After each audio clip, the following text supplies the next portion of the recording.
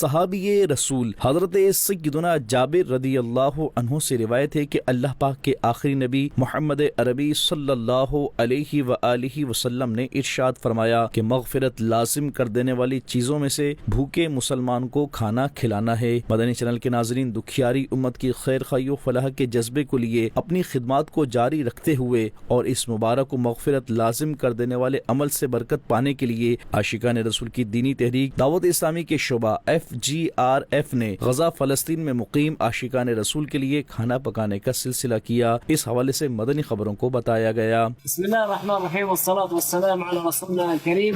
وأمام هذا الجهد الطيب المبارك نتقدم جزيل الشكر والعرفان لمؤسسة FGRF تقوم بتجهيز نية الخير والعطاء نقوم بتقديمها للأسرة النازحة والمنكوبة هنا في شمال قطاع غزة.